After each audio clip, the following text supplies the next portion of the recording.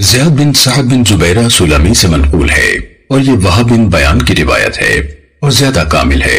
وہ زیاد بن سعد عروہ بن زبیر سے اپنے والد کے واسطے سے روایت بیان کرتے ہیں، اور موسیٰ بن اسماعیل کی سند میں ہے کہ زیاد نے اپنے والد سے اور اپنے دادا زبیرہ سے روایت کیا، اور یہ دونوں سعد اور زمیرہ رسول اللہ صلی اللہ علیہ وسلم کے ساتھ معرکہ حنین میں حاضر تھے۔ ہم وہب بن بیان کی طرف لوٹتے ہیں کہ محلم بن جزامہ لیثی نے قبول اسلام کے بعد قبیلہ اشجع کے ایک آدمی کو قتل کر دیا، اور یہ دیت کا پہلا مقدمہ تھا جس کا رسول اللہ صلی اللہ علیہ وسلم نے فیصلہ فرمایا۔ چنانچہ عیینہ نے مقتول اشجعی کے بارے میں بات شروع کی کیونکہ اس کا تعلق قبیلہ غطفان سے تھا، اور اقرع بن حابس نے محلم کی جانب سے بات کی کیونکہ وہ قبیلہ خندف سے تھا۔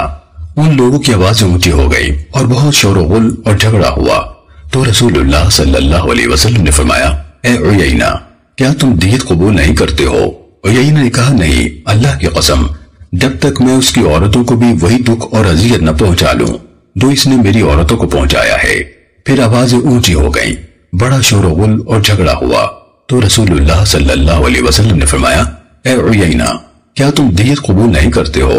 تو عیینہ نے پہلے کی طرح جواب دیا، حتیٰ کہ بنو لیث کا ایک آدمی کھڑا ہوا جس کا نام مقیتل تھا۔ وہ ہتھیار بند تھا اور ڈھال اس کے ہاتھ میں تھی۔ اس نے کہا، اے اللہ کے رسول، مجھے اس واقعے میں جو ابتدائی اسلام میں رونما ہوا ہے اور کوئی مثال نہیں ملتی کہ گھاٹ پر آتی بکریوں میں پہلی کو پتھر مار دیا جائے تو آخری بھی بھاگ جاتی ہے، اور دوسری مثال، آج ایک طریقہ اختیار کرو تو کل اسے بدل دو۔ تو رسول اللہ صلی اللہ علیہ وسلم نے فرمایا، 50 اونٹ تو فوری طور پر ابھی ادا ہوں، اور 50 جب ہم مدینے لوٹیں۔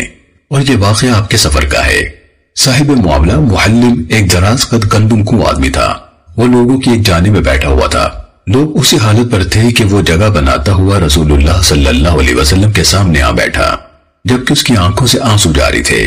اس نے کہا، اے اللہ کے رسول، مجھ سے یہ کام ہو گیا ہے جس کی آپ کو خبر ملی ہے۔ میں اللہ کے حضور توبہ کرتا ہوں۔